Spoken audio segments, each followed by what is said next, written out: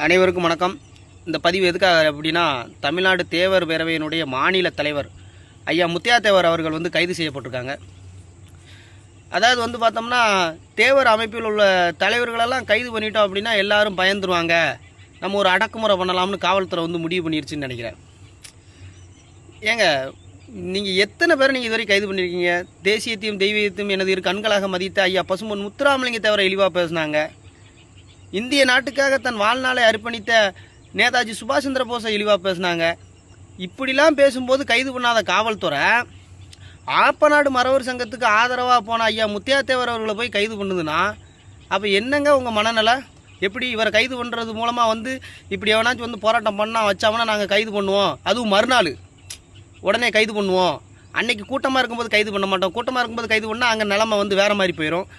அது வீட்டுக்கு போனதுக்கப்புறம் அருவம் இல்லாமல் போய் அதுக்கு தக்கன ஒரு கூட்டத்தை சேர்த்துக்கிட்டு நாங்கள் கைது பண்ணுவோம் அப்படிங்கிறது வந்து இது முறையா இல்லை? கேட்க எத்தனை பேரை நீங்கள் வெளியே விட்டுருக்கீங்க? இந்த ஜாபர் சாதிக்குங்கிறவங்களாம் மெத்தனால கலந்து அவன் கொடுத்த மெத்தனால எத்தனையோ பேர் இறந்துருக்காங்க. அதெல்லாம் விட்டுட்டு ஆப்பநாடு மறவர் சங்கத்துக்கு ஆதரவாக இருந்தது ஒரே காரணத்துக்காக அவரை போய் கைது பண்ணிங்கன்னா அது என்னங்க அர்த்தம்?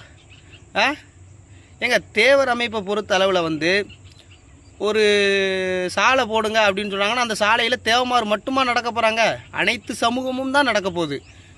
தேவர்னு பேரை வச்சோன்னு இவங்கெல்லாம் இந்த சாதி, இவங்க இப்படி அப்படிங்கிற அடையாளப்படுத்துறதுலாம் வந்து இதெல்லாம் தேவையே இல்லாத வேலை. சரிங்களா? எங்களுக்கான தலைவர்னு பார்த்தோம்னா நேதாஜி சுபாஷ் சந்திர போஸ், ஐயா பசும்பொன் முத்துராமலிங்க தேவர் எங்களுக்கு முதல் தலைவர்கள். அதுக்கப்புறம் வந்து தீரன் சின்னமலையை வணங்குவோம், ஒண்டி வீரனை வணங்குவோம், வெண்ணிக்காலடியை வணங்குவோம்.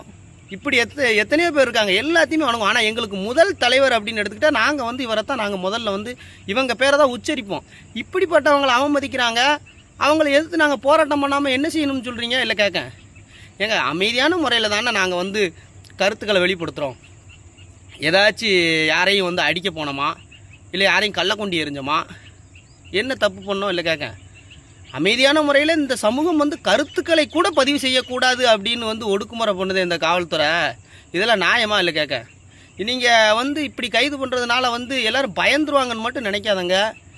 இது வந்து இதை விட அதிகபட்சமான முறையில் வந்து போராட்டம் தான் வெடிக்கும். சரிங்களா? நீங்கள் கைது பண்ணிட்டோன்னே எல்லா பேரும் ஓடி ஒளிஞ்சிருவாம்லாம் நினைக்காதங்க.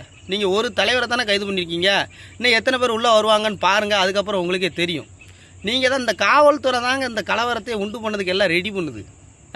அமைதியான முறையில் போராடுறவங்கள புறத்தையும் தூண்டி விட்டு அவங்கள போய் மறித்து தேவையில்லாமல் அவங்கள ஒன்று பேசி அவங்கள பேச வச்சு காவல்துறை பேசுகிறதெல்லாம் வந்து மறைச்சிருவாங்க மீடியாவிலையுமே. இவர் ஒரு வார்த்தை வந்து ஏங்க நீங்கள் என்ன அப்படி பேசுங்கன்னா உடனே பாருங்கள் காவல்துறை எடுத்து பேசிட்டாரு, இவர் விடப்படாது அப்படிங்காங்க. என்னங்க இது? மனசாட்சி இல்லாமல் பண்ணாதங்க. தயவு செஞ்சு வந்து ஒரு முறையாக பண்ணுங்க. சரிங்களா? எவன் தப்பு பண்ணுறானோ அவனை போய் கைது பண்ணுங்க. ஒரு சமூகத்தை சேர்ந்தவர்களை வந்து குறி வச்சு இவங்களை வந்து ஒடுக்கணும் அழிக்கணும்னு நினச்சிலாம் அது அந்த கணக்கெலாம் போடாதங்க. இதெல்லாம் வந்து அதுக்கு அடங்கக்கூடிய ஆட்கள் நாங்கள் கிடையாது. சரிங்களா?